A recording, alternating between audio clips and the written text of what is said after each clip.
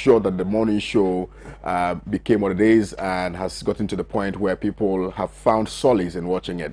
And I'm also excited about the fact that you contribute, not just watching, but you contribute significantly to the sustainability of the show. And on the basis of that, I want to say a big thank you to all of you for contributing significantly to the morning show. Now, you know that elections are just approaching, are fast approaching, is far in sight, and it's just about 12 days to the elections. All we're preaching is for peace to prevail. All we're preaching is to ensure that the will of the people is not subverted. The will of the people will be upheld. All we're preaching and praying is that all these hoodlums who have found their way into the security agencies will act professionally, because now they are in the security agencies, and whatever it is that they do will cast a slur on the security agencies. So they have to, at all material times, display professionalism and to ensure that they protect the overall aspirations of the people, and to ensure that whatever it is that they've been assigned to do, they would discharge that beautifully and dutifully, in order for us to have a very wonderful, fruitful, fair elections. Don't forget that when it comes to democracy, when it comes to the practicing of it, Ghana has been described as the torchbearer of democracy on the continent, and therefore we are not going to lose that on the basis of somebody's personal parochial interest. We have to ensure that we safeguard and jealously guard the security of this nation. We jealously guard the democracy that we have experienced over the period. That democratic exercise that we are involved in must be jealously guarded. Anybody who acts otherwise must be punished. Anybody who tries to usurp his authority must be punished. Anybody who acts in favor of a political party without recourse to the generality of the Ghanaian people must be punished. This election is an election that will determine the future fortunes of our DNA, of our people, and therefore it behoves on all of us, whether you are a security agency, whether you are a participant in the process, whether you are the Electoral Commission and the Commissioner and the Commissioners, whoever it is that you are. Once you are involved in this process of moving our democratic conversation to a different level, you must ensure that you eschew all partisanship in order for us to collectively bring about and sustain the democratic credentials that we have been boasting of. My name again is Kwame Owusu Danso. Now, this morning we're going to be obviously discussing the newspaper headlines and the facts as contained in those headlines. Sometimes some of the headlines can be very misleading unless you get into the newspaper. So we're going to be doing exactly that. Yesterday, I experienced a very disturbing issue, that is fast engulfing us. And if we don't begin to dispassionately discharge our obligations as journalists and to discuss this matter with all the seriousness it deserves, we are going to be found wanting in the nearest foreseeable future. What am I talking about? I'm talking about the traffic situation on the Kaswa stretch. I don't know how we can ease that. I don't know how we can address that.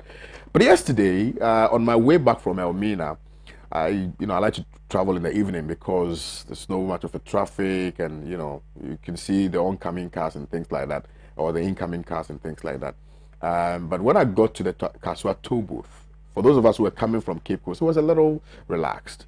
But for those going towards Cape Coast, right from the West Hills Mall, and if you've used that road, I'm sure you know the distance between the West Hills Mall and the toll booth. And I'm telling you for a fact that there was traffic, heavy traffic, from the West Hills Mall all the way to the toll booth. And I was scandalized. I'm like, okay, so if somebody falls ill, if somebody has to dash down quickly and go and do something and come back, or if somebody has some pressing need that they need to address with immediacy, how are they going to be able to do that? Because there's no breathing gap between the vehicles. It's just bumper to bumper. And I was like, okay, so how do we address that? Is it because of where the toll booth is sited? Can we move the toll booth from where it is to another place in order to ease the traffic on that stretch? How do we address this issue? It's a very teething issue that requires attention from persons who are supposed to know better and do better. Yes, I can appreciate the fact that we need the money. Yes, I can appreciate that we need to ensure that we generate some revenues for the state. Yes, I can appreciate that. However, I think that we shouldn't do that at the expense of the comfort of the people. And so we must begin to have conversations about that and see how we can address this teething problem that is confronting us. Others have beautifully made the argument that yes, you're taking monies from people at the various store points, but we don't see what those monies are being used for. At the last check, we're making about 100,000 a day. Oh, is it 100,000? 1 million Ghana cedis a day from the toll collections. However, our roads are in deplorable state.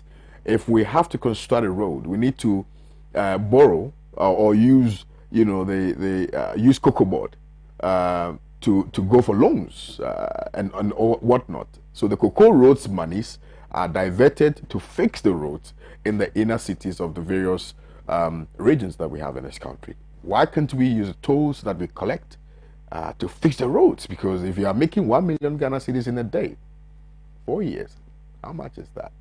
That's a lot of money. So we must begin to think and act right in the best interest of the people of Ghana. And definitely, we are going to ensure that we continue to drum home this particular issue to get to the necessary ears for it to be addressed with immediacy. My name again is Kwame. So let me go for this quick commercial break. On my return, I'll introduce my panelists. Then I'll present to you the topics that we've tabled for our conversation this morning. You don't want to miss today. It's going to be very exciting. Stay with us.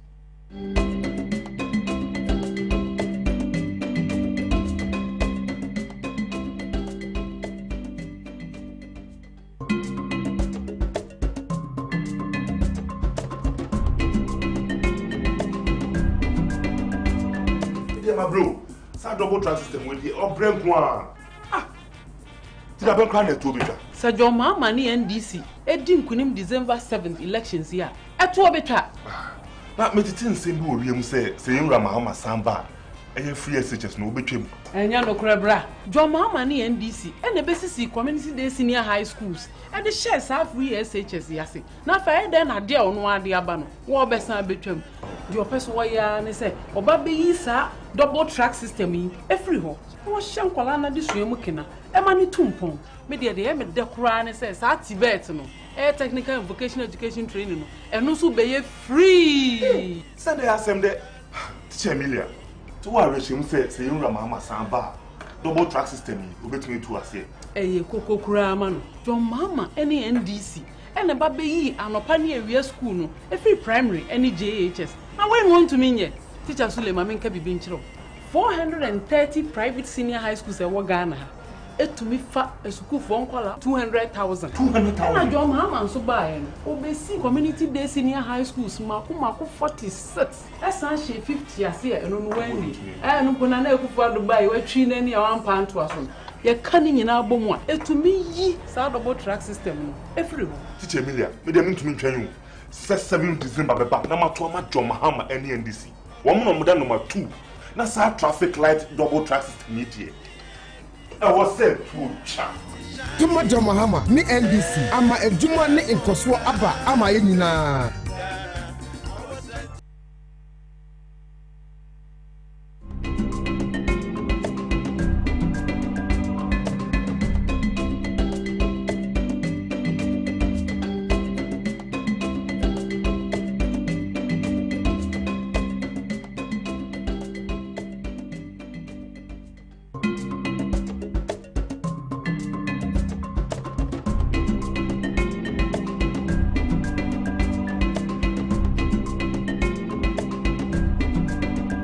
Welcome back. If you just joined us, you're watching the Newspaper Review segment on Pan-African Television with me, Kwame, Owusu, Danso. I'm excited to have in the studios with me a friend, a brother who has not been here for a while. And I presume that for those of you who are very close to him, you know why he stayed away from appearing on media platforms. It's very personal, and we had the opportunity to wish him and commiserate with him. on his loss, but he's here, and I'm very excited about that because he has a way of communicating, and he has a way of putting across his submissions, and we miss that. We miss that. But I'm excited, particularly because today he's here, and we're going to engage him to further expand on the arguments that we've all been engaged in some way or the other. Honorable, I like to call him honorable because, you know, he deserves to be called honorable. He's a very honorable man. You know, it's not for those who are only in parliament, etc. He's also an honorable man. Alhaji Halidu Haruna. Good morning to you, sir. Kwame, good morning. And I trust you're doing well. By His grace, good to see you. Are you still recovering? Well, I have recovered from the shock of life. I have recovered because as for life, it's inevitable. And as a Muslim, it is clearly spelled out that every soul shall taste the pain of death. And so when it comes to your way, what you need to do is just to look up to God Almighty for encouragement. I have encouraged myself for guidance.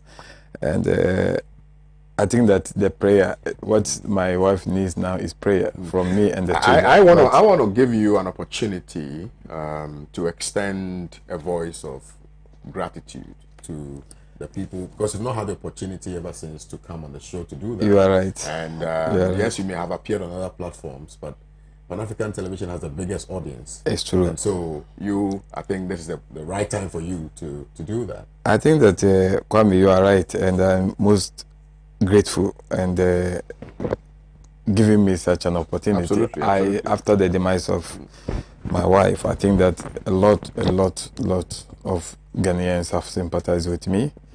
People have sent me messages of condolences, and some have even made it to my family house to commiserate with me. I think that His Excellency John Dramani Maman was there. Very humble and most grateful for that visit.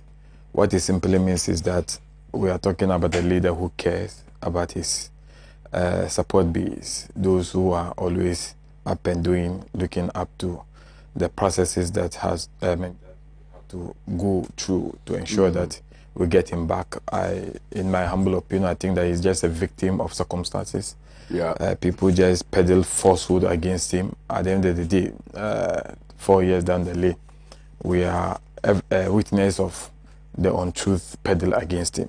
I'm most grateful for the visit to Your Excellency. The national executives of the NDC, indeed, they've also deserved gratitude. I'm full of gratitude to them, the regional executives, the constituency executives, and every individual who spared a moment to send me a message to commiserate with me. I'm most grateful, but I would want to appeal that they should help me to continue to pray for my late wife. Right. Indeed, Absolutely. she's a woman who I think that every man who is peaceful deserves to have such kind of a woman. And outside we were talking, and you said you were a bit surprised that I only married one. I think that is a principled position I've taken, because having seen some kind of misunderstanding, confusion after the demise of a man who has married 2, 3, because of lack of peace within the house, you see that there's too much confusion. Children fighting against each other because of properties. And I think that is not too good for the memory of that man. So based on that, I decided to advise myself. So 2, 3 marriages are permitted in the Islamic setup, but in doing so, you must have a cogent reason for doing that. Absolutely. I have a wife who doesn't disturb me. She is very respectful and decent. She does what I like, and indeed, she has given me the children that probably would grow up and become very responsible. I am not one who always think that because a woman gives birth to girls, and then you rush that you are looking for a boy. God knows why He decided to give it. There are those who certainly will give birth.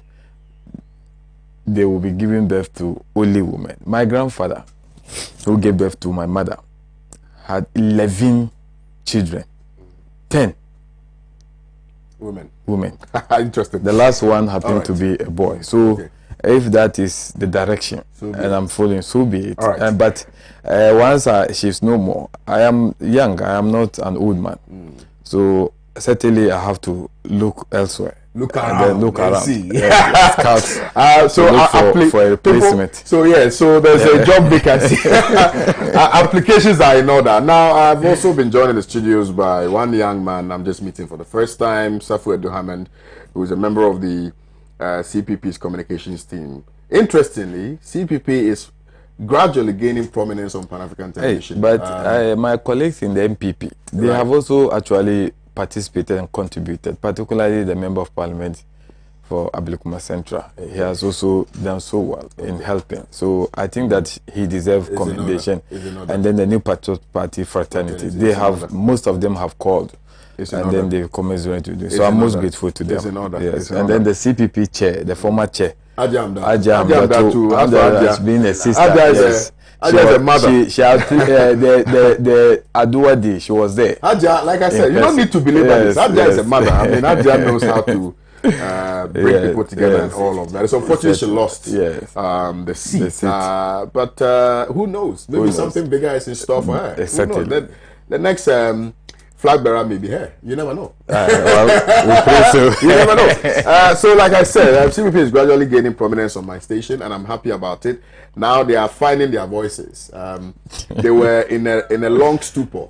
Now they are waking up from their slumber. But I think that road was cleared by two very important members of CPP on Pan-African television, to be precise. The likes of Mr. Justice Hineku, you know, who is an absolutely intelligent man, you know, full of knowledge, fountain of knowledge, person who has a deeper understanding of the There's another guy that I've been meeting here. No, I'm mentioning it. Socio-economic conditions of the people. I mean, and he delivers it so succinctly, makes it very easy for you to appreciate what the issues are. Haji Amdatu is another person who defied all odds and ensured that she contributed significantly to Pan-African television, and also Soprano. Soprano, that's the name. The firebrand of CPP. I mean, that guy is fast rising. He may become very big in the CPP. Someone. He has a lot of support out there. People don't know. He has a lot of support out there. I said someone asked me to ask him, why does he come into the studio always with a bag behind him? He's always ready for action. You know, so Soprano also has really supported us and is still supporting us. And also Yirimambo Moses Ambeng, who is the current national organizer of the CPP. We made him. As for Yirimambo, we made him. Yirimambo said whatever he wants, he gets. but Moses gets. But that's for the flag. I mean the presidency. Yirimambo will not get. You know, so CPP obviously has been, you know, very active lately, and I'm happy about it. And also to see that some young faces are springing up in the party gives me a lot of hope for the future, because the perception out there is that CPP is only a party for the older folks, you know. But I'm excited to see young people springing up and speaking for the CPP. I'm happy about it. So you're welcome, my brother. Thank you. Very well. Now let's kickstart the conversation and zoom in straight into Congo and find out what is happening in Congo. Now, it's a very exciting news for people who are champions of human rights, people who are actively involved in questions of war crimes, people who always want to ensure that justice is served, because they say that justice is rooted in confidence, and confidence is destroyed if people leave the courtroom thinking the judge was biased. And justice must not only be done, it must be manifestly and undoubtedly be seen to be done. And so if you find that in some countries, persons who, through deliberate acts, were involved in raping children and listing children and involved in war crimes are being prosecuted and subsequently jailed for having committed those crimes, it brings a lot of excitement to some of us. And what is happening in DRC is a matter that finds expression in what I'm saying, that A former militia leader in the Democratic Republic of Congo has been sentenced to life in prison for crimes against humanity, including mass rape. A military court convicted Ntabo Ntaberi of murder, rape, sexual slavery, and enlisting children under the age of 15. Now, the ruling came at the end of a 2-year trial that saw 178 victims testify. The United Nations said the ruling showed impunity is not inevitable. This verdict is a source of immense hope for the many victims of the conflict in the DRC. Their suffering has been heard and recognized, said Leila Zerougui, head of the UN's peacekeeping mission in DRC. Ntaberi, also known as Sheka, was one of the leaders of a militia group called Induma Defense Congo, NDC, which operated in the Restivisting province of northern Kivu. For those of us who have lived in that part of the continent, we call it Kivu. But if you've not lived there, you say Kivu. Eastern DRC has long been wrecked by conflict, fueled by political divisions and the area's abundance of mineral resources. Ntaberi has been sentenced to life imprisonment. Honorable, let me start with you. Kwame, thank you very much, and let me say good morning to your cherished viewers. Indeed, I'm excited to be back here on your morning show.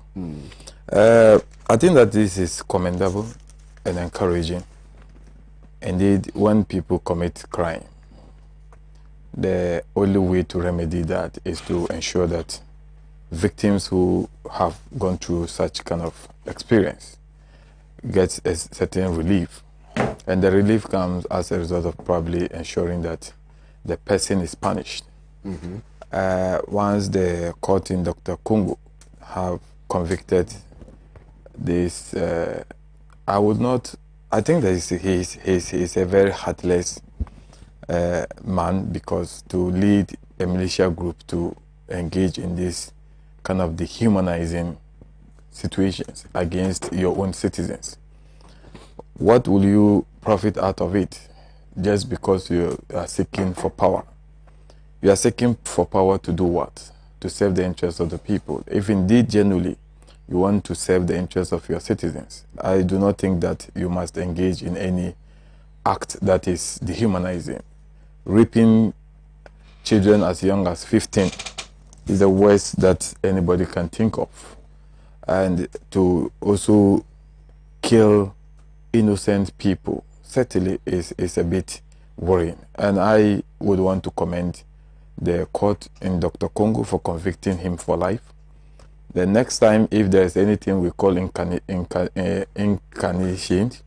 when he gets the opportunity to come back, he will learn from this ruling, and indeed he would not repeat such a thing. But I keep saying that the downfall of a dry leaves, the falling down of a dry leaves, is a warning to the ones that are at least not dry.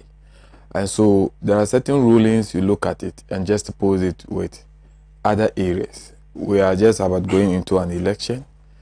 This should be a reminder to those who are leading that indeed any act that certainly will cause pain to the citizens will certainly be punished, because we are part of the global world. We have signed convention treaties to international organization, etc. Don't think that because you are citizens of a country and therefore you are at liberty to cause pain and harm to your citizens. I will never support any person willing to lead that will engage in violence. But it's important to also make the point that in making sure that at least we get processes done, we must also not do what is also untoward towards other individuals. And on this note, I would like to take this opportunity to talk about what is going to happen the next probably 2 weeks to come. We are going into an election. There are those who think that they will engage in any act to ensure that they retain power, that act, certainly, if you do, will not make you the good leader, and you should not also think that going into the future, you will not be punished for it.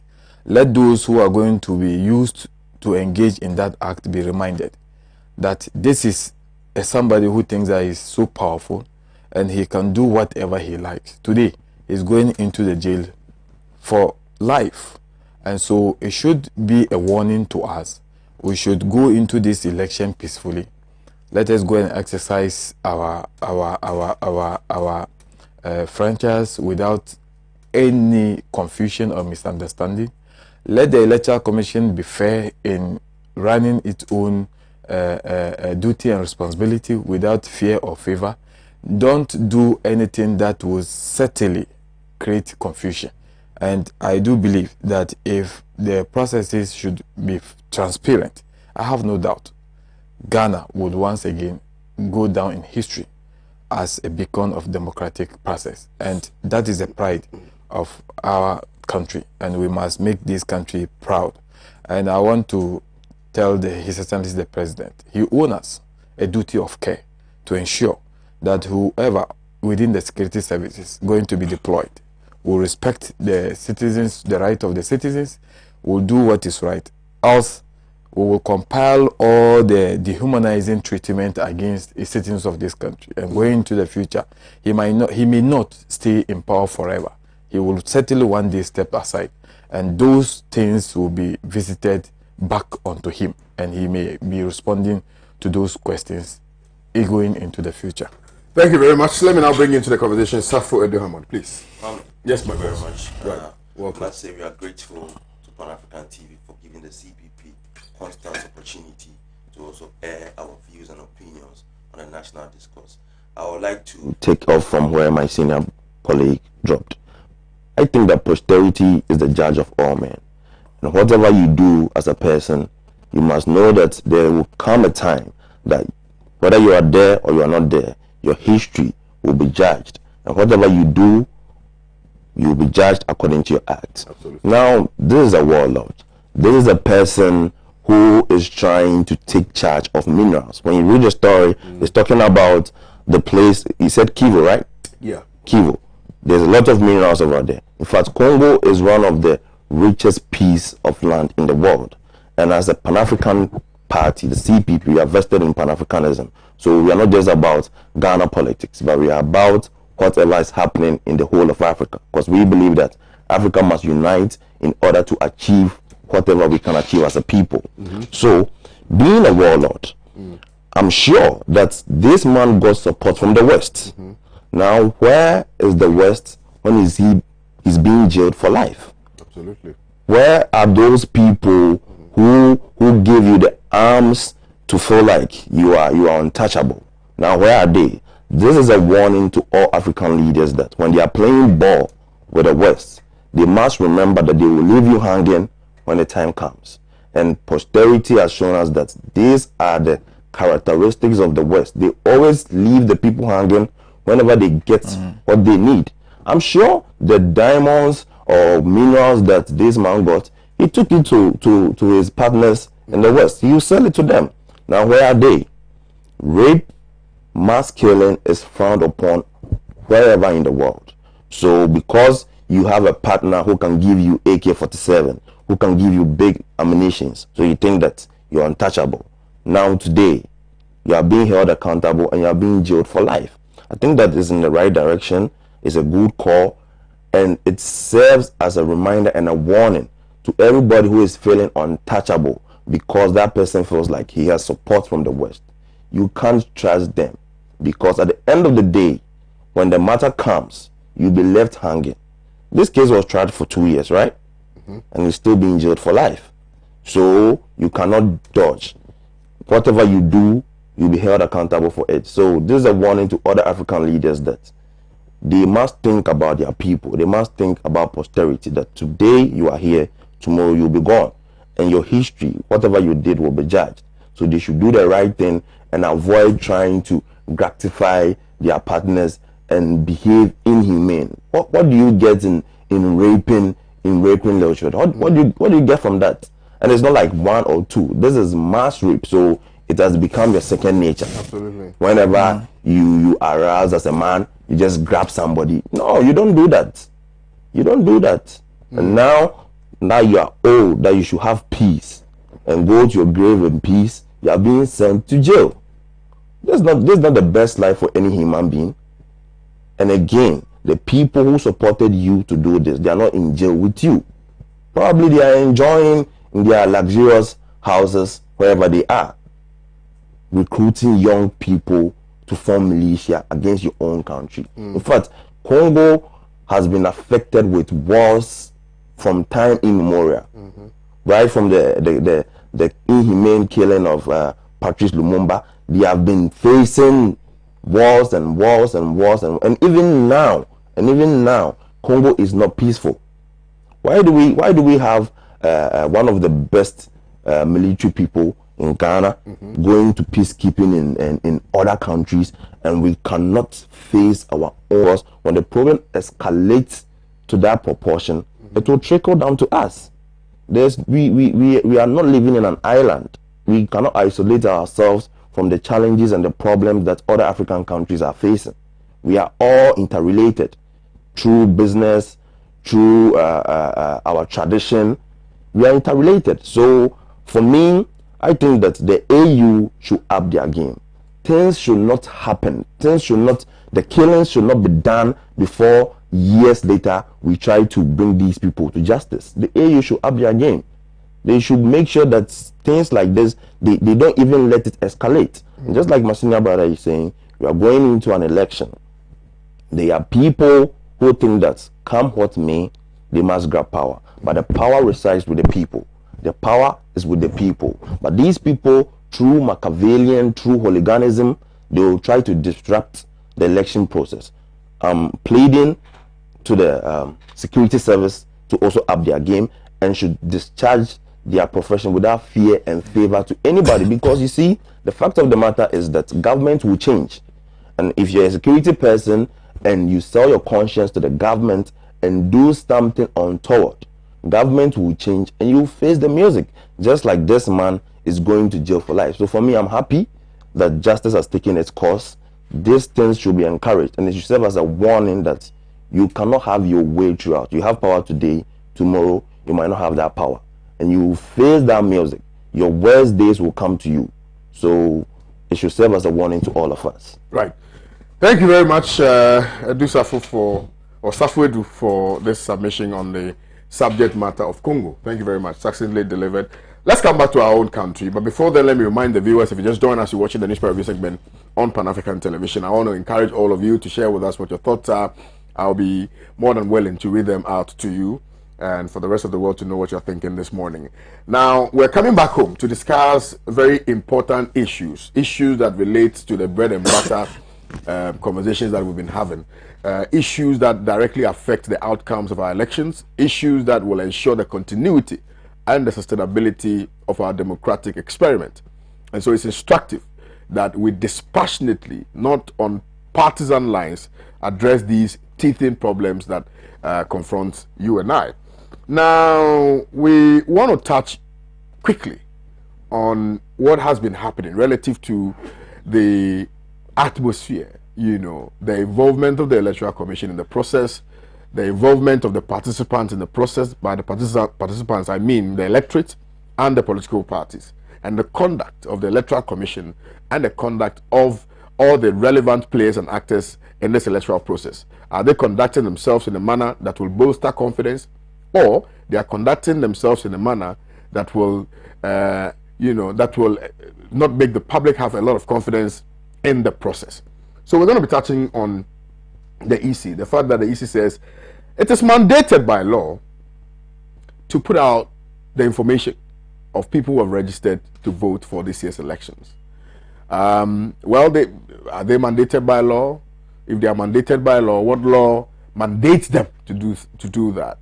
And if they are even mandated by this particular law, is this justifiable enough to do that? Do we have data protection issues that may find expression in this process? what are the nuances that we can look at in respect of this subject matter? And so we are going to be touching on that. Now, I'm sure you are all alive to the conversations that we're having relative to whether or not the EC can put out the information of people who are going to be voting in this year's elections. EC says, well, it is mandated by law to so do. Indeed, what gives it oxygen and what gives it that spinal cord to be able to do that is CI 127, Constitutional Instrument 127. I'm going to be reading out the CI 127 that the EC is saying mandates it to do that, and juxtapose same with the data protection issues that may arise in respect of same. Because yes, in one breath you find that the data protection themselves, the persons who are involved in the data protection processes themselves are not in disagreement with the process. Indeed, if you read what the Executive Director of Data Protection Commission, Patricia Duse, said, she said, although the EC did not breach data protection laws in publishing the voters register online, it should have informed the electorate about its decision to do so, right? But the Vice President of Imani Africa, Kofi Bento, disagrees with the position taken by the data protection agency themselves, right? Because he says that, yes, it is not true that the Electoral Commission has the automatic right to do this. There is no express authorization for them to do this. The law is clear that they should decide how they are going to put out that data, but the decision is also subject to other laws, he said. I want to presume that the other laws that he made references to will be the data protection laws and the issue of privacy, which is even so enshrined in our constitution. The fact that every human being must enjoy their privacy. So privacy is at the heart of this conversation. And if you want to put out an information, a private information of somebody, you must necessarily seek the consent of that person in order to do so. Now, I want to, first of all, come to you, right? Listen to your initial submission. Then we'll read out the, the CI 127, and also read out the Data Protection, Act that seeks to protect the data of people who are captured therein. So let me start with you, Honorable. Kwame, I think that this current EC, the conduct is becoming disturbing and worrying. Every unbiased observer certainly will be disturbed going into this election on the 7th of December. I keep hearing people talking about trust the EC. Trust certainly is hinges on the conduct of the institutions. I will trust the EC on the basis of transparency. The EC is expected to work and be transparent in their working process. A situation where you have an EC supposed to work with major stakeholders or stakeholders within the political process decides that we will not discuss any issue with you because in discussing the issue, we may not have an agreement on the issue, but we will take the decision and only come and report back to you. That is the IPAC, the kind of treatment that the current EC appears to be treating the IPAC, which has served the interests of this country over the period under the Fourth Republic. We have had situations where processes that the EC intend to embark on, discuss with the IPAC, the political parties are aware, and therefore it reduces the tension and the suspicions that usually arises out of decisions of EC. But the Jane Mensah-led EC appears to be working differently as compared to others who have served that same position in the past, the likes of Dr. Afarijan, Charlotte Osei, etc. Now, my worry with the poaching of Jane Mensah AC is certainly one that, if care is not taken, we don't pray for that, but at least when the signals are there, it is the responsibility and duty of the citizens of Ghana to actually raise the signals It's just to alarm the system that things are not going on well.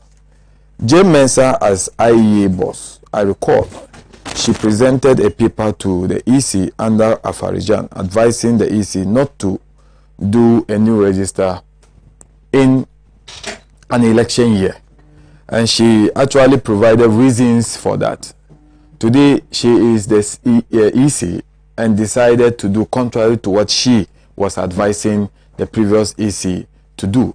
And so it creates a certain impression that she's not working on her own and she's not actually pursuing a position or an agenda that certainly will promote the interest of the collective good of our country. Now, yesterday I listened to her in the news item where she appeared to be a very worried woman, because I observed from her tone, I don't know whether you've also observed, anytime she's speaking, you see her voice shaking.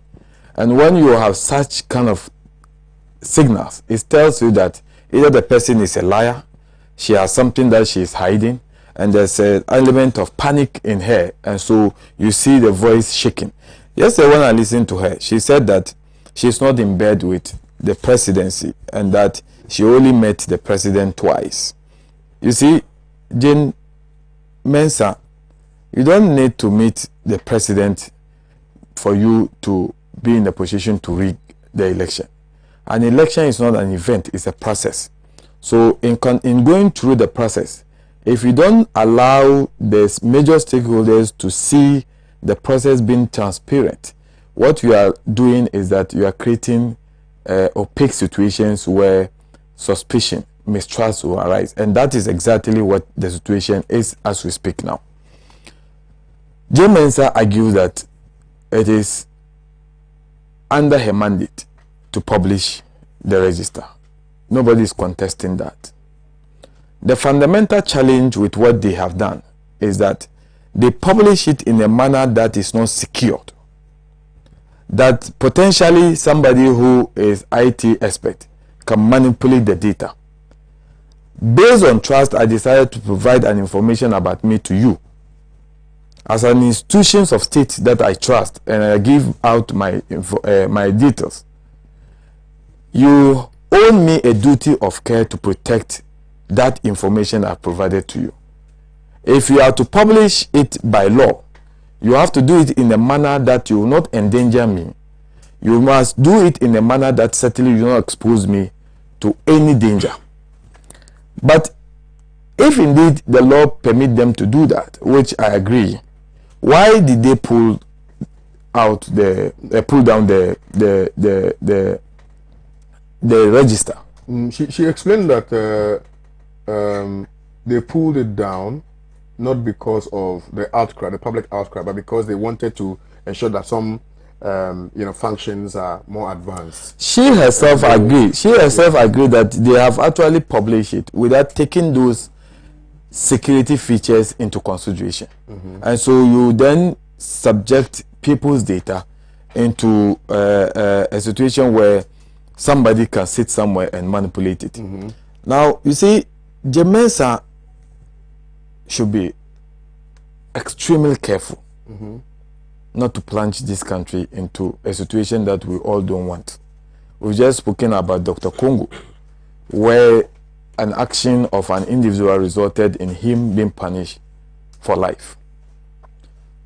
Jane Adukwe Mensah should be extremely careful, because you see, this is a woman who argued against the previous register that it is not actually a register that is functionable, even though we've used that register to create new regions. We've used it to elect our members of parliament. We've used it to elect the president. We have used it to elect the assembly members. One of the reasons that she advanced in convincing the people of this country has to do with the fact that the manual verification is not reliable. And that if you look at the number of people who have to go through manual verification, it's so much that it can be subject to abuse. And as a result of that, there is a need to introduce new features, those features that will make manual verification almost impossible.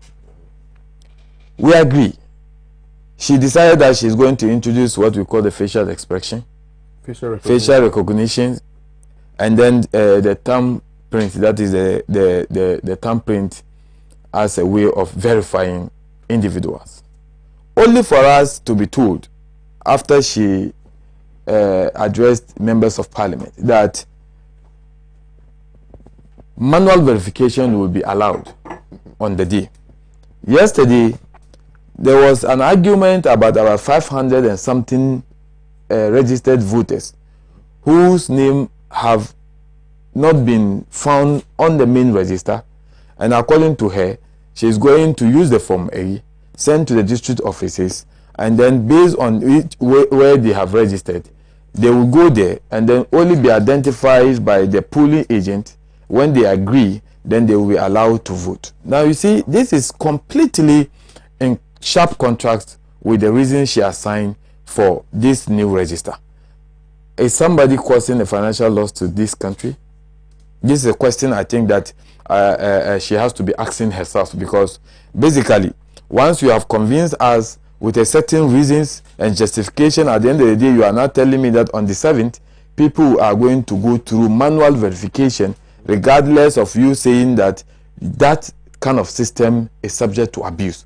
Are you opening a floodgate for people to abuse that system? What happened that there over 500 people did not actually find their names on the actual register, and you think that when we already have a suspicion that you are in cahoot with government and that you are doing certain things to assist or aid them to retain power, and you are not bringing a name that certainly are not part of the list, part of the register, and you are saying that those names are going to just be there and you manually verify the people. You have refused to even provide those list of names to the political parties to confirm and then know those names. You have refused to publish the 30,000 people that are not supposed to participate in this year's election. Yeah, but the NCC has admonished her that raises a lot of publish those lists, because if you fail to publish them on the day of election, people who are not supposed to appear will go there.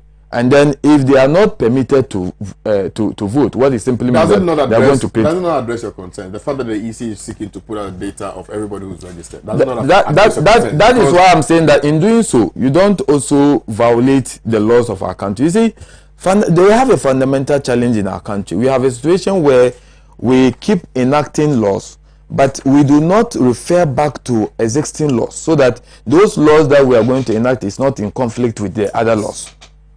We have a Data Protection Act. In doing the CI, you mentioned the CI the CI that will regulate the registration, etc. Have you avert our minds back to the Data Protection Act, so that at least in promulgating this CI, the CI will not be in conflict with the data protection, the issues of privacy, etc. We have, I mean, I don't understand why sometimes we do some of these things. In this country, we have GIPC Act, which is saying that if you are a foreigner and you are coming to operate in this country, you don't go into the retail business. Now, we have gone to sign also a treaty out there with the other African countries. Now, the GIPC law is saying that if you are a foreigner, but the African national is a foreigner as far as citizenship of this country is concerned. But because we have signed a certain treaty, that act should have been in line with, or it should not be in conflict with those treaties that we have signed. And now we find ourselves in difficulty, and it's difficult to enforce the law because of what we have signed with other countries. We must make sure that when we are enacting laws, we avert our minds back to existing laws, so that at least we refine the new law in line with the existing law, so that there will be no conflict. Then we will not find ourselves a challenge. The reason why Ghanaian public seems to raise this issue, it has to do with data protection, issues of privacy. It's critical. Yes, you are mandated to publish the names on your website, secured, not to just put it on Google that anybody can just have access to that information about citizens of our country. And you are now telling me that yes, because you have the law on your side, you are doing that. If indeed it's true, why did you pull it? You pulled it down because you have not done what is expected of you in terms of security. Make sure that at least you not just leave it just on internet, just like that. Yes, the law supports you to do that, but in doing so, do it in a manner that the safety and privacy of individuals is not compromised. But you decided to do it. When people raise the issue, you pull it down, and now you are saying that you are not trying to justify it. I think that this woman is actually not serving the collective good of our country, and I'm getting worried as a Ghanaian and then as a key political player. I think that this is not what we deserved. We have seen the likes of Afarijan. They have never behaved this way. Afarijan is a tough guy, and he has worked and in a manner that today he has earned a name within the African continent when it comes to election management. I think that she has to go back and learn from this colossus individual who have run the Electoral Commission before. She is just rushing, and I think that if she continues to do what she's doing, certainly she's going to create problems. Let's educate ourselves this morning. So Dominic N. Dagbanja has written an article, and I believe the article is one that may address some fundamental questions that we have, relative to whether or not the EC can just put out an information without recourse to the public, right? Now, it's a bit lengthy, but I'll try and read bits and pieces of it to aid the conversation. So the right to privacy forms part of fundamental human rights and freedoms under most national constitutions or legislation. The law of privacy protects individuals from intrusions and invasions upon their person, correspondences and communications, home and property. Privacy law ensures that the autonomy, name and dignity of human beings are protected. So the chapter, he says, explores the nature of privacy and data protection law in Africa, with particular reference to Ghana. In broad terms, it reviews and interprets the constitutional provision on privacy and analysis the social and cultural attitude towards privacy in Ghana. It argues that privacy is an individual social-cultural construction. Privacy being a relational social concept can only be understood within a social. Okay, right. So it goes on and on. Okay, right. I have to download the full text, and I don't have the time to download the full text now because we're pressed. But essentially, the Constitution guarantees and safeguards our privacy, and no man, except in breach of a law, okay, can have his right or his privacy being invaded. Okay, now, in putting out an information of somebody without asking the person for his consent before doing that, don't you think that you have breached the laws of this country? And granted that the CI 127 gives you, in her estimation, the right to publish people's data, but that CI 127 is not subservient to the Constitution. The Constitution overrides everything. So if there is a particular provision in the Constitution that specifically speaks to the protection of the individual rights, why then do you not seek the consent of these people before you put out their information, but you so put it out so moto without recourse to anybody? You may have the right to do so, but your right must necessarily conform to the provisions of the Constitution. Any other law that is inconsistent with the Constitution, to the extent of that inconsistency, is null and void. So we need to ensure that whatever it is that you're doing conforms with the provisions as it exists in the Constitution. Senior. Thank you.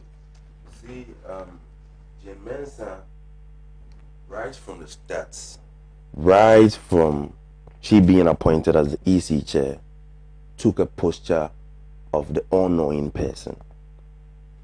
She took a posture of not being a team player. Yep. she does not recognize the fact that the EC exists solely because of the people of Ghana. And that's the key stakeholders are the political party who are canvassing their people to govern the nation called Ghana. You see, this data protection is a serious issue. The world has advanced to such a stage that cybercrime is the #1 headache of every government. Now, you put out the data of individuals who gave you this data in trust, because they know that the EC is the body who is sanctioned to engineer our election. So they give you this data in trust, where they work, their age, where they stay. You come out and publish this thing without no security feature to protect that data. And when there's a public outcry, you quickly take it off. So why did you even do it in the first place? Was it in a rush? Was it an unseen hand forcing you to do it? What went through the thinking to publish that? Jane Mensah should not act in a way that the confidence that Ghanaians have in our electoral process will be shattered. You see, election is a process. It does not start one day and end one day. It's a process, and throughout the process, there must be collaboration with the key stakeholders. What is the import of putting the names out there? For what reason? What is the reason given?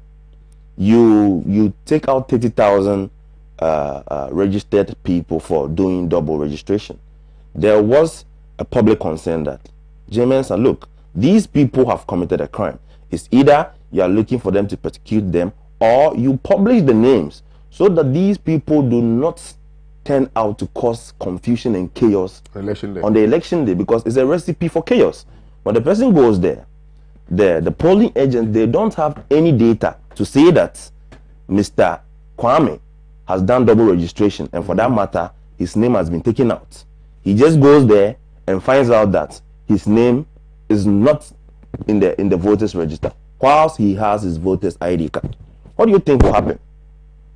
Election must not resort to chaos. But then if people feel they are disenfranchised, if people feel that they are sidelined, then it will lead to chaos. The Western Togoland issue, when you listen to the arguments that were going on, some people were saying that they are being disenfranchised and they feel like they are not part of Ghana, and for that matter, they think they should have their own sovereign states. Whilst the Convention People's Party, we are looking for a united Africa. We are causing situations that will lead to more breakaways. That is not what Africa needs. That is not what Ghana needs. So Jane Mensah, if she wants to be trusted, then she should do things and let people know that she's a team player. You don't do things in rush. According to Mr. Bentel, that is the Imani Africa, the chairperson of Imani Africa, the vice. Thank you. He's saying that it is not true that the Electoral Commission has the automatic right to do this. So even the law that you are standing on is being contested, and every law that does not conform to the Constitution, the 1992 Constitution of the Republic of Ghana, is null and void. So why do you do things that will raise argument? We have less than 2 weeks to the election, less than 2 weeks to December 7th. By now, all Ghanaians must have confidence in you that you are an incorruptible, a neutral person, and you can commission this election peacefully. But then now people don't feel like that because of your act, the way you act. Why don't you engage the political parties? You wanted to publish this thing. Okay, call them. I want to do this. Listen to their views. I'm sure if she had done that, somebody would have raised this Data Protection Act to her so that you know that she is committing an offense. So you don't pull it there, then later on you pull it out. You don't do that. So why is she pulling it out? What is the reason now? You don't act in a rush. She must calm down. And now you are saying you are not in bed with the MPP. Why are you even saying that? If your conscience is not pressing on you to make those statements, why are you saying that? Who is saying you are in bed with the MPP? I mean, the ex-president John Dramani Mahama appointed Charlotte Osei as the EC. Charlotte Osei ended up declaring Nana Addo as the president. So whether you are in bed with the president or not, we as Ghanaians, what we are concerned is the right thing to be done. And that is what we are going to let her do. She can't have her way because the EC is autonomous. She just wants to do anything. No. The Ghanaian people are enlightened. The Ghanaian people now understand democracy. So you can't have your way and just be doing anything recklessly. I mean, putting this data out there, we have serious cyber criminals who are top-notch organized crimes. They can take this data, do anything with it, so you are putting the lives of Ghanaians in danger just because we want to vote. No, it is not right. She should come again and she should take a posture of teamwork, because election is a teamwork. She alone cannot organize an election. You do that with the political parties. So Jane Mensah should retake a stand and understand that election is for the people and she's serving the people. And for that matter, teamwork is very, very important. Thank you. Well, thank you very, very much. Yes, you want to make a quick intervention before?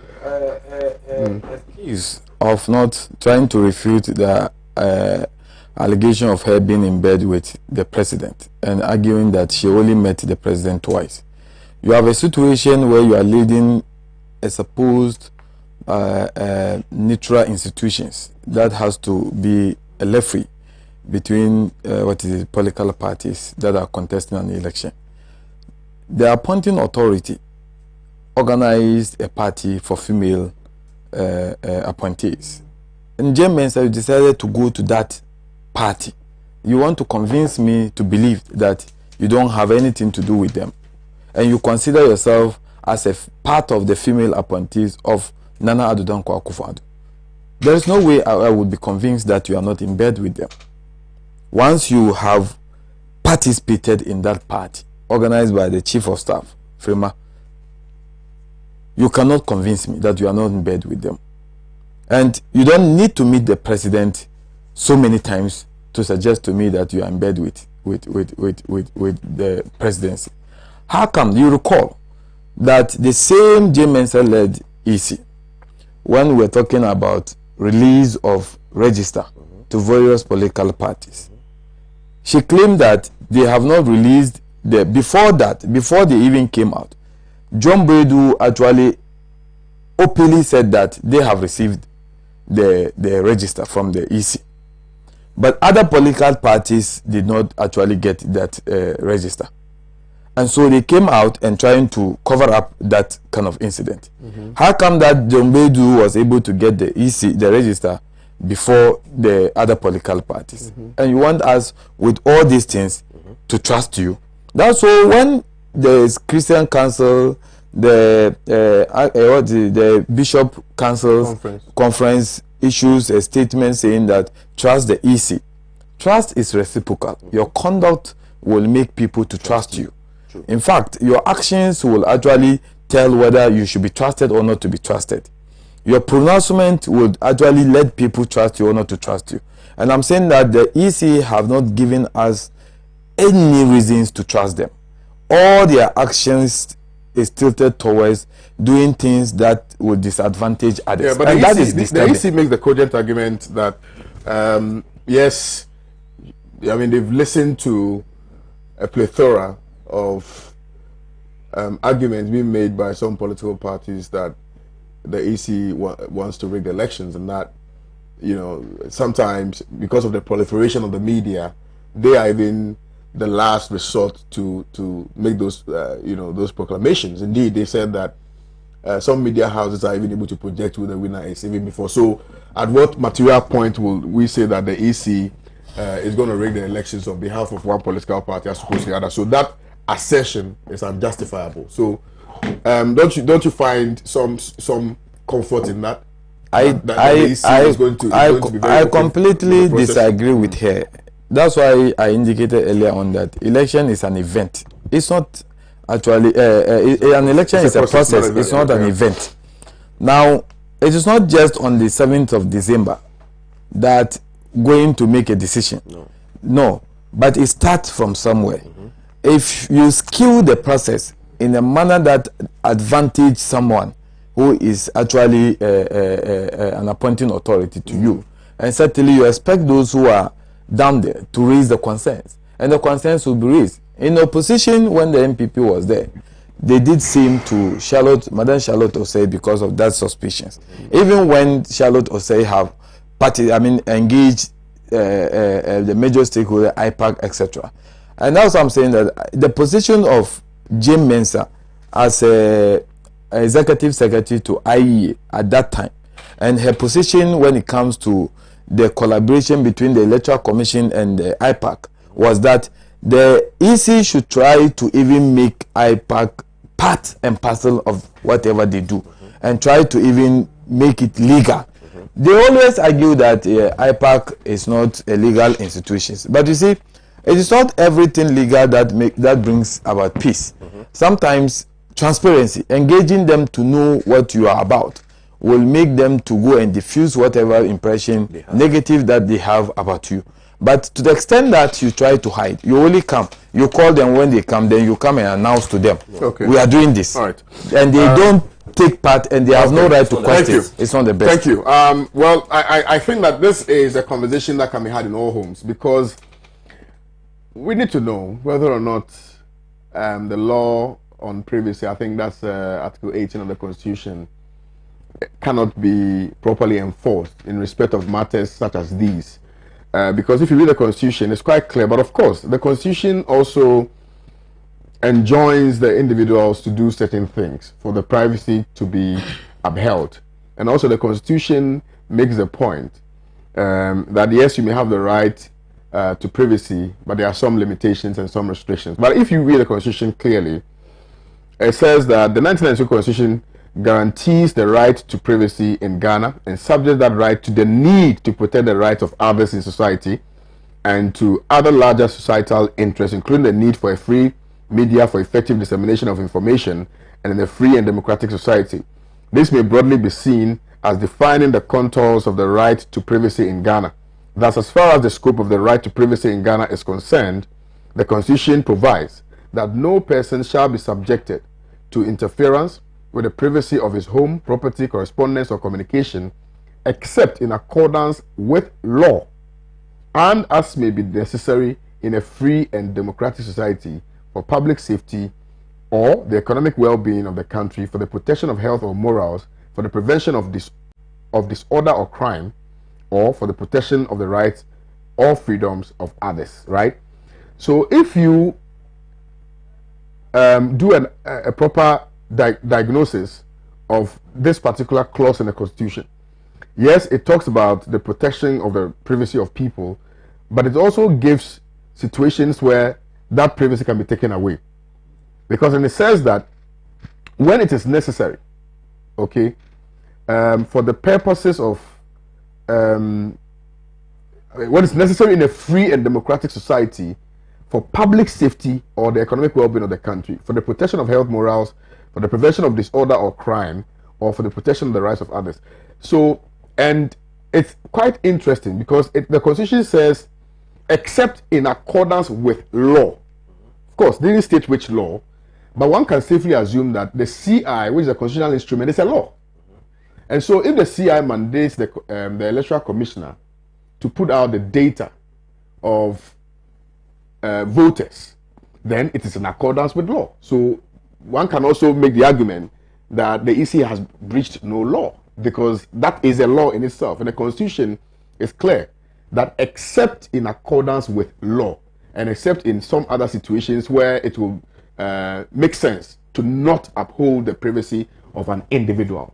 You understand what I'm saying? So, on that basis, what has the EC done wrong? You see, there is law. Law is there to guide the engagements of people. But whatever you are doing, you must also think about it and see that this thing will allude to the benefits of the whole citizenry, the whole nation. My question is, what is the benefit that the nation derives for putting this Transparency. transparent? Because that has been the perennial unsolved or unresolved issue. The issue about transparency. And you recall that we've gone through some changes at the behest of the MPP, because the MPP consistently, without contradiction, were asking for electoral processes to be changed, and those requests were respected by the Electoral Commission at the time. So we moved from even the boxes and things like that to a more transparent process, and whatnot. We've moved through the chain of change, right? And so, I mean, if you look at that, then the train of the electoral process is still moving, is still traversing, right? So we cannot at any point say that we have gotten to our destination and therefore we have to hold on to the process of change. It will continue to change. It will continue to move. It will continue to transmogrify. And so the issue about transparency and fairness is one that cannot be glossed over. Good. So if the EC is saying that for the purposes of transparency, I want to put out the information of everybody who has registered, why is it wrong, sir? Thank you. So what has happened to that transparency now? Because now the EC has taken it off. So what has happened to that? The EC explains why it did so. And the reason is? The reason is that it wanted to take it off so that it can look at some other functionaries of the process before it brings it back. Functionaries of the process of putting it out there. You see, there's a cloud of doubt in the minds of the EC. If you know that you want to establish transparency, and that is the reason why you published it, then you must defend it. But you see, that data is not secured. What we are talking about is the security of the people. That's why I'm concerned. Okay. Because, look, there are very rigorous cyber criminals out there. That this thing that you have put out there can be manipulated. Straight. Oh no, but let me come to you on this before we move on to the other issues. I mean, look, let's be fair. All right. I know that most of the electoral commissioners that we've had are very heretic to the whims and caprices of political players and actors and to everybody. However, they have appeared to be open and willing to have a conversation in respect of a matter that has acquired, if you will, some public recognition. Okay, but this particular electoral commission is one that cannot be said to be very open, even to have conversations about the process and things like that. So I can appreciate the concerns raised by many that they do not trust the EC to do a very professional job in respect of their conduct. And you put it very succinctly that the processes are even more important, or the processes are even more important than the event, because it is the processes and the thing that there is in the process that leads to the event. So I'm sitting here, I'm not taking sides. However, I'm a bit worried, particularly because the EC has not opened itself up for some conversations to be had in respect of the processes that will lead to the the event itself. So Honorable, I mean, on the basis of that, how do we get the EC to act in a manner that will be in the interest of the generality of Ghanaians, particularly because if you do recall, when there were wild, vehement positions taken relative to the changing of the previous voters register, and the fact that the EC never was very slow in listening to the demands of the people, never acquiesced, never tried to even find that little modicum of sense in the position taken by the opposition, but were very bent on doing exactly what they intended to do. You understand? How do we get the EC to find a middle ground, and at least for all the political parties to be happy Because you are not serving yourselves or one political party. You are serving all political players and actors. Because this particular issue that is raging on requires a certain conversation to be had. But the EC has taken a very firm position that yes, the law, enjoins us to so do, and therefore that is precisely what we are going to do, without listening to any voice of conscience, any voice of reason to appreciate whether or not there's some sense in there. That is the challenge, because they seems to be swimming in that belief that the law is there to protect them. But when it comes to a point where it's so critical and then the masses are involved, that law she always want to mention, that law will not protect her. But the masses were involved in a series of demonstrations. Nothing happened. You see, it's good to be very strict when it comes to matters of elections. But in being strict, you have to also be mindful of the fact that elections are dealt with emotionally. Yeah. If you fail to deal with the emotional aspect of it, where individuals who are involved thinking that you are making an attempt to actually cheat them, so you are likely to create crisis for the country. Now, Jane Mensah led administration, and that is where I agree with the Bishop Conference with the call that trust the EC. This is an electoral commission that met an advisory committee to explain the reason behind their willingness to change the old register. In doing so, as part of their reasons, they indicated that they have no intention of discarding the old ID card. The old ID card is going to be part of the primary document for you to use to secure the new card. Only for the same EC to turn around 360 degrees and remove the old card and says that it's not a basis to use, it cannot be used as a basis to secure anyone. Now, talking about trust, why would I trust somebody who says A today and the next day he changes his position? It becomes difficult to trust. Carefully listen to Dr. Siribo when he speaks. Sometimes his body language tells it all. It's like the EC has no regard for any other person apart from those in power. But mind you, the EC, you are paid by the Ghanaian taxpayers' money. Belonging to NDC does not make me an enemy to you. My money is actually contributing to you earning your salary. You have that duty to listen to me and to listen to my concern. You are a referee. A referee must stay in the middle, not to be actually tilted towards a certain group as against another group. I have difficulty with the insistence that the law permits us, the law permits us. There are things that law permits you to do, but sometimes in the collective good of the country, you look at it and bend it. IPAC, for instance. IPAC is not supposed to be by force. But because the Electoral Commission under the Fourth Republic realized that the element of suspicion and mistrust exists, and therefore to diffuse that element, we need to get the political parties involved. Now at IPAC, whatever Electoral Commission want to do will discuss with the political parties and seek their opinion from them.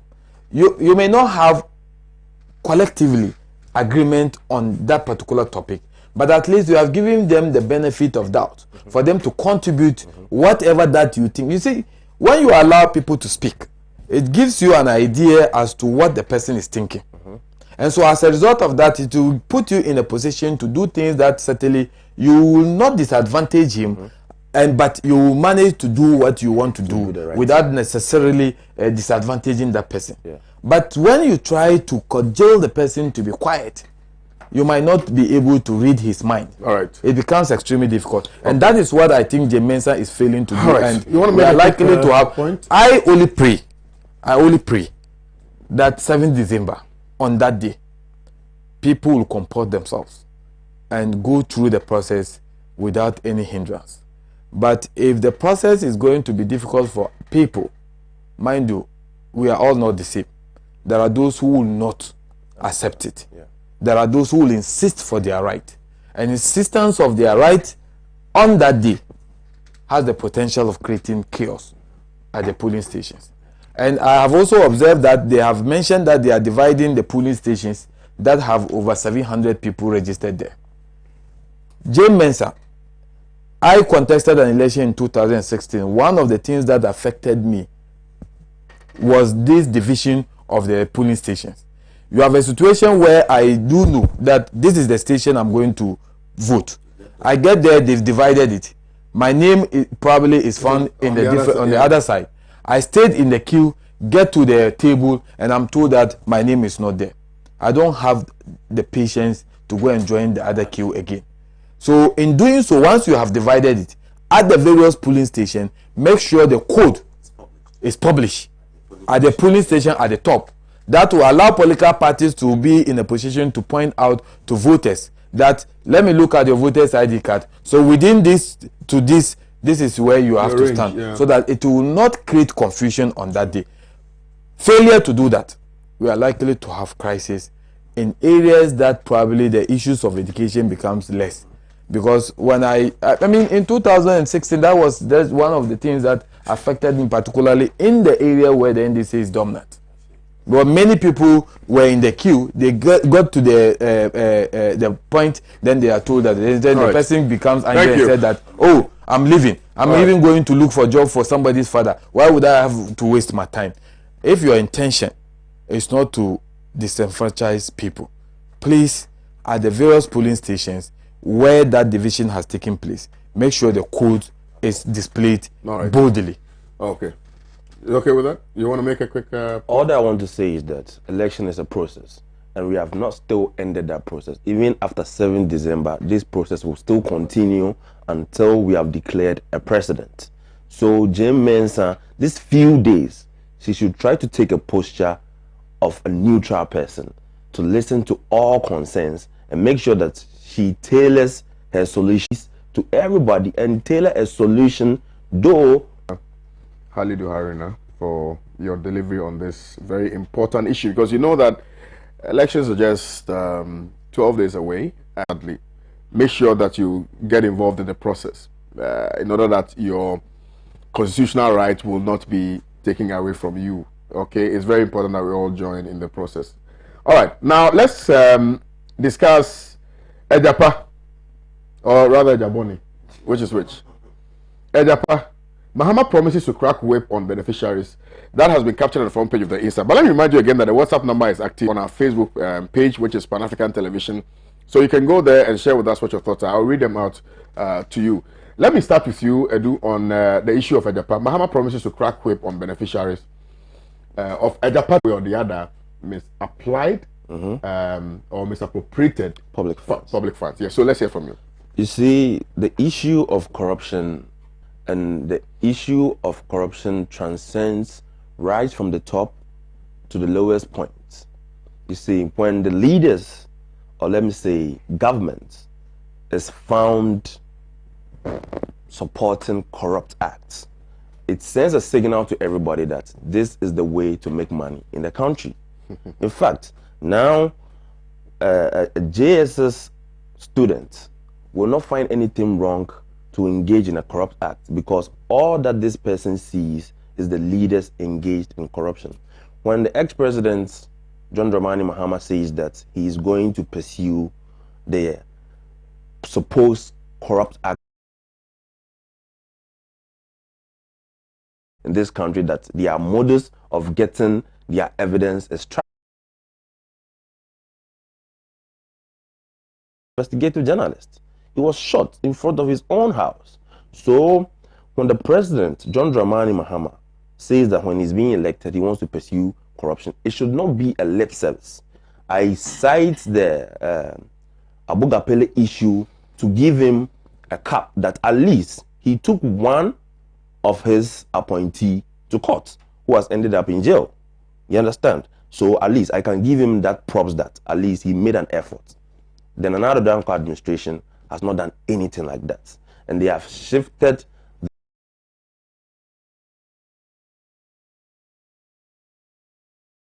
You will sell to that person and leave you there.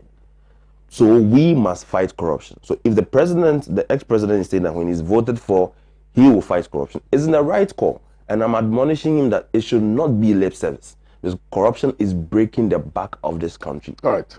Thank you. Good submission. Please, Honorable. Ejapad deal is actually a deal plan. Effort was made to execute with the tacit support of His Excellency Nana Addo Dankwa Akufo-Addo. I'm saying this because he gave the executive approval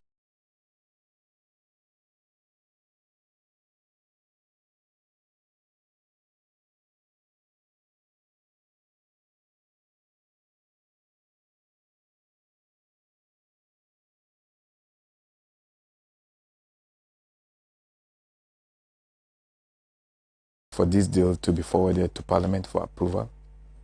In the case of Ameri, the same executive approval was given. Now, I keep telling people that the presidency has what you call duty of care. The Ghanaian citizen decided to transfer the sovereignty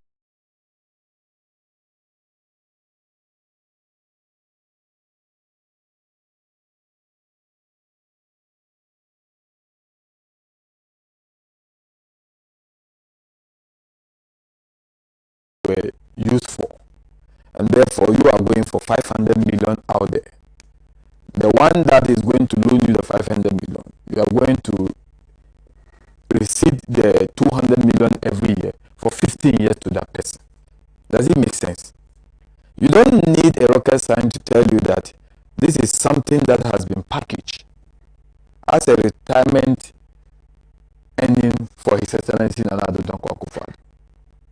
His Excellency Nana Addo Dankwa Akufo-Addo is our own Deputy Minister today, Edomi, to tell him that no, your assertion is not in line with the standard when it comes to contract.